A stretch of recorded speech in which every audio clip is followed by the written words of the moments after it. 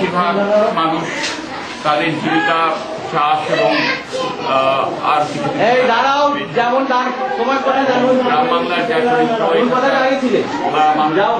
তাই। কিন্তু এখানে আমরা দেখেছি এদের সবাই খেটে খাওয়া পরিবারের মানুষ এবং বাচ্চাদের মধ্যে আমরা দেখেছি এদের যদিও দারিদ্র আছে, কিন্তু এদের মধ্যে আমার মনে হয় অনেকেরই প্রতিভা আছে। যদি এরা সুযোগ পায় লেখাপড়া শেখার এবং অন্য কিছু ডেভেলপ করার, তারা এদের মধ্যে অনেকেই বড় হতে পারে। বলা যায় না এদের মধ্যে আরেকজন রবীন্দ্রনাথ বেরোতে পারে, লেখাও বেরোতে পারে। তাই আমরা যেটুকু আমাদের খুব সামান্য ক্ষমতা সেই ছোটটা ক্যালকাটা অ্যাসনের পক্ষ থেকে আমরা আজ গ্রামের আমাদের যে কাজ হেলথ ক্লিনিক ছাড়া প্রাইমারি স্টেজ, আপনারা জানেন যে গ্রামে এই প্রি প্রাইমারি স্টেজটা একটু নেগলেক্টেড। প্রাইমারি স্কুল তবু গভর্নমেন্টের তরফ থেকে কিছু কিছু ব্যবস্থা হয়, স্কুল আছে ফ্রি, কিন্তু এই স্টেজটা যেটা শহরে আবার সবাই অ্যাফোর্ড করতে পারে, সেখানে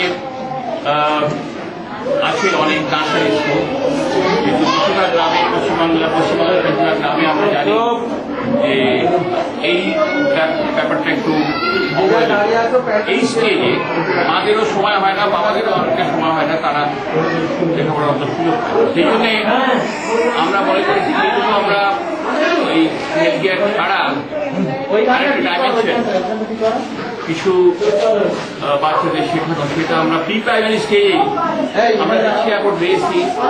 আর টিফিন ফ্রি, আর তাছাড়া যেটুকু লেখাপড়া শেখানো সেই সঙ্গে একটু অন্য মানসিক উৎকর্ষ, সেটার আমরা চেষ্টা করি।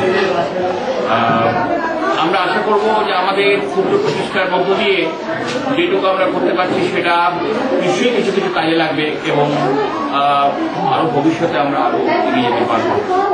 এগুলো আমি বলেন এই লাইনটা টরন্টো ক্যালকাটা অ্যাসোসিয়েশনের প্রতিনিধিবৃন্দ, উপস্থিত ভদ্রমন্ডল ও আমার প্রতিভাজন ভাই ও বোনেরা, আজ দক্ষিণ চব্বিশ পরগনা এই মাকালতলার মতো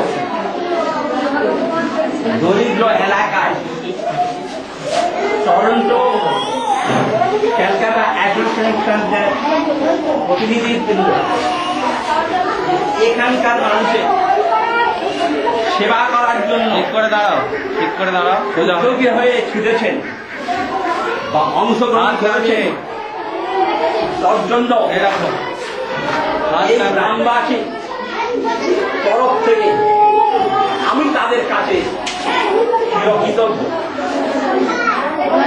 তারা শুধুমাত্র এই শিশুদের তৈরি করার জন্য শিক্ষা দীক্ষায়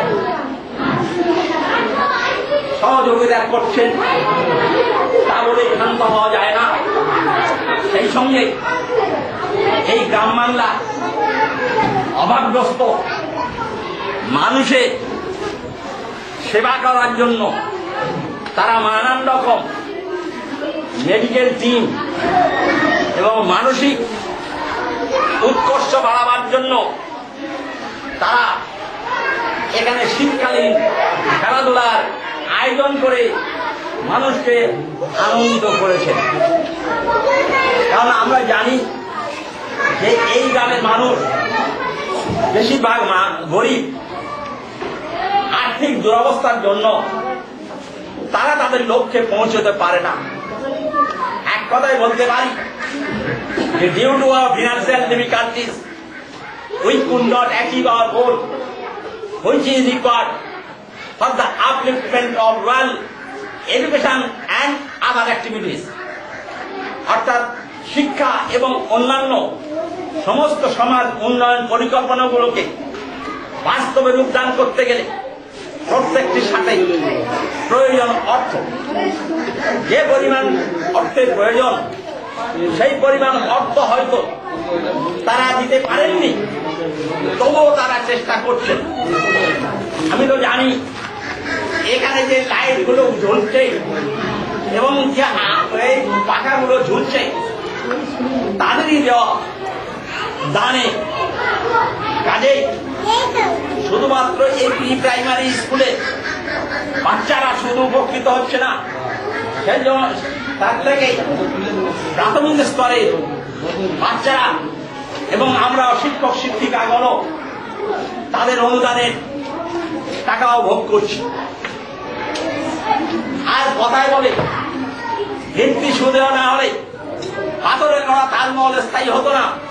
অর্থাৎ একটা ঘরের ভিত বা বুনিয়াদ যদি শক্ত না করা থাকে, সে ঘরে কান নিচে যতই মাল মশলা লাগানো হোক না কেন সে ঘর টিকে থাকতে পারে না। তাই আমি বলতে চাই যে এই শিশুদের ভিত বা বুনিয়াদ করার জন্য তারা যে দৃঢ় প্রতিজ্ঞ, তার জন্য তাদের কাছে গ্রামবাসীর তরফ থেকে কৃতজ্ঞতা জ্ঞাপন করে আমি আমার বক্তব্য এখানেই শেষ করতে চাই। যেরকম দাঁড়িয়েছে সবাই শুরু করতে দাঁড়িয়ে থাকবে, যেমন দাঁড়িয়ে আছে, ঠিক আছে? জোর করবে না কিন্তু। একজন একজন একটা লাইন করে আসবে।